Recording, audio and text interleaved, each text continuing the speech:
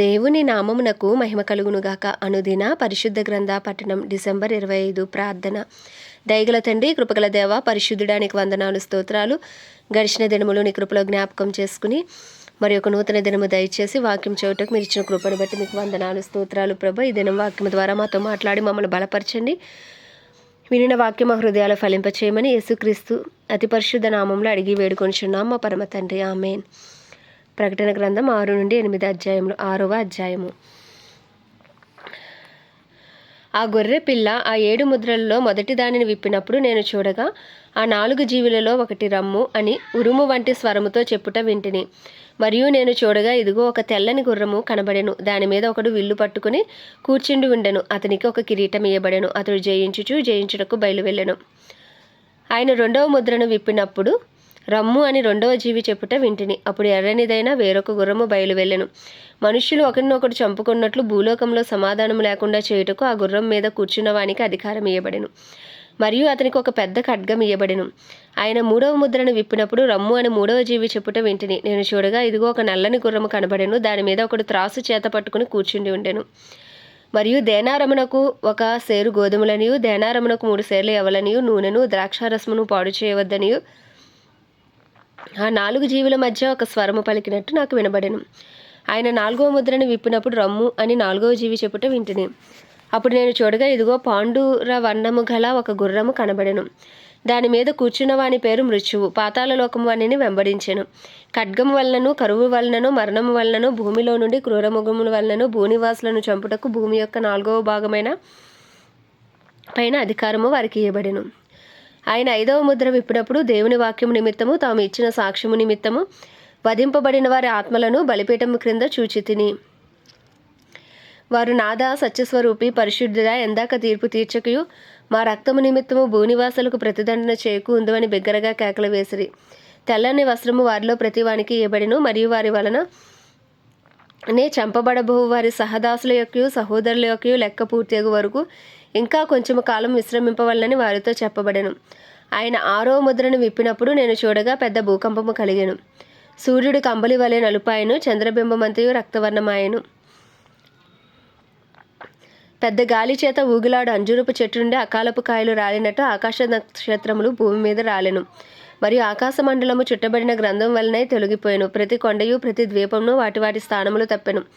భూరాజులను, గనులను, సహస్రాధిపతులను, ధనికులను, బలిష్ఠులను, ప్రతి దాసులను, ప్రతి స్వతంత్రులను కొండ గుహలలోను బండల సందులలోనూ దాగుకొని సింహాసనాసీనుడై ఉన్న వాని యొక్కయు గొర్రెపిల్ల యొక్కయు ఉగ్రత మహాదినము వచ్చెను. దానికి తాళ జాలిన వాడెవడు?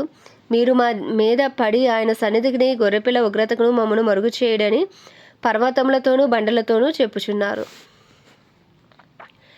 7వ అధ్యాయము. అటు తర్వాత భూమి యొక్క 4 దిక్కులలో 4 దేవదూతలు నిలిచి ఉండి భూమి మీదనైనను సముద్రం మీదనైనను ఏ చెట్టు మీదనైనను గాలి వీచకుండినట్లు భూమి యొక్క 4 దిక్కుల వాయువులను పట్టుకొని ఉండగా చూచితిని. మరియు సజీవుడకు దేవుని ముద్రగల వేరొక దూత సూర్యోదయ దిశ నుండి పైకి వచ్చుట చూచితిని.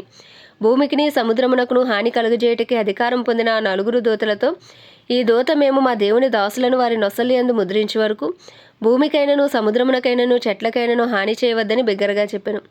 మరియు ముద్రింపబడిన వారి లెక్క చెప్పగా వింటిని. ఇశ్రాయేలీల గోత్రములన్నిటిలో ముద్రింపబడిన వారు 1,44,000 మంది. యోధా గోత్రంలో ముద్రింపబడిన వారు 12,000 మంది. రూబేను గోత్రంలో 12,000 మంది. గాదు గోత్రంలో 12,000 మంది.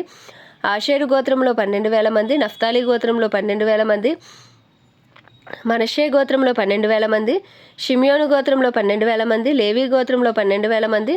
ఇస్సాకారు గోత్రంలో 12,000 మంది. జెబూలూను గోత్రంలో 12,000 మంది. యోసేపు గోత్రంలో 12,000 మంది. బెన్యామీను గోత్రంలో 12,000 మంది ముద్రింపబడిరి.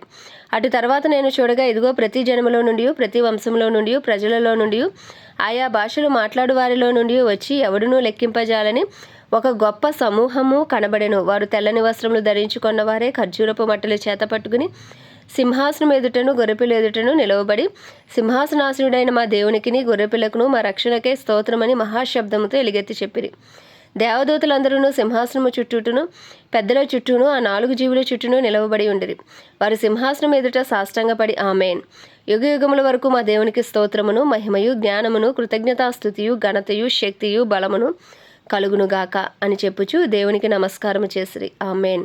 పెద్దలలో ఒకడు తెల్లని వస్త్రములు ధరించుకొని ఉన్న వీరెవరు, ఎక్కడి నుండి వచ్చిరని నన్ను అడిగాను. అందుకు నేను, అయ్యా నీకే తెలియననగా అతడు ఇలాగు నాతో చెప్పెను, వీరు మహాశ్రమల నుండి వచ్చినవారు.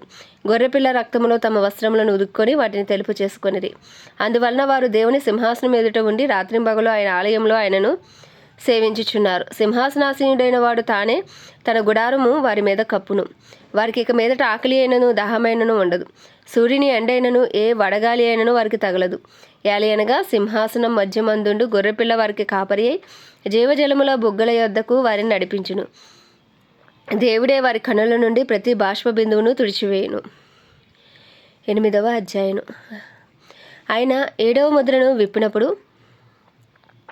పరలోకమందు ఇంచుమించు అరగంట సేపు నిశ్శబ్దముగా ఉండెను. అంతటా నేను దేవుని ఎదుట నిలిచి 7 దూతలను చూచితిని. వారికి 7 బూరలు ఇయ్యబడెను. మరియు సువర్ణ దుపార్తి చేత పట్టుకుని ఉన్న వేరొక దూత వచ్చి బలిపీఠం ఎదుట నిలవగా సింహాసనం ఎదుట ఉన్న సువర్ణ బలిపీఠం పైన పరిశుద్ధులందరి ప్రార్థనలతో కలుపుటకై అతనికి బహు ధూపద్రవ్యములు ఇవ్వబడెను. అప్పుడు ఆ ధూపద్రవ్యములు పొగ పరిశుద్ధుల ప్రార్థనలతో కలిసి దూత చేతిలో నుండి పైకి లేచి దేవుని సన్నిధిని చేరెను. ఆ దూత ధూపార్తిని తీసుకుని బలిపీఠం పైన నిప్పులతో దానిని నింపి భూమి మీద పడవేయగా ఉరుములు, ధ్వనులు, మెరుపులు, భూకంపమును కలిగెను. అంతటి 7 బొరలు పట్టుకుని ఉన్న 7 దూతలు ఊదుటకు సిద్ధపడిరి. మొదటి దూత బోర ఊదినప్పుడు రక్తముతో మిళితమైన వడగండ్లను అగ్నియు పుట్టి భూమిపైన పడివేయబడెను. అందువలన భూమిలో 3వ భాగం కాలిపోయాను, చెట్లలో 3వ భాగమును కాలిపోయాను, పచ్చగడ్డి అంతయు కాలిపోయాను. 2వ దూత బోర ఊదినప్పుడు అగ్ని చేత మండుచున్న పెద్ద కొండ వంటిది ఒకటి సముద్రంలో పడవేయబడెను. అందువలన సముద్రంలో 3వ భాగము రక్తమాయెను.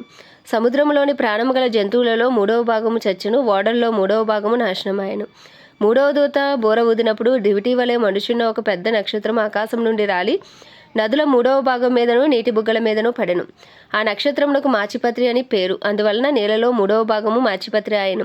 నీళ్లు చేదైపోయినందున వాటి వలన మనుషులలో అనేకులు చచ్చిరి. 4వ దూత బోర ఊదినప్పుడు సూర్యచంద్ర నక్షత్రములలో 3వ భాగము చీకటి కమ్మునట్లును, పగటిలో 3వ భాగమున సూర్యుడు ప్రకాశింపకుండునట్లును, రాత్రిలో 3వ భాగమున చంద్ర నక్షత్రములు ప్రకాశింపకుండునట్లును వాటిలో 3వ భాగము కొట్టబడెను.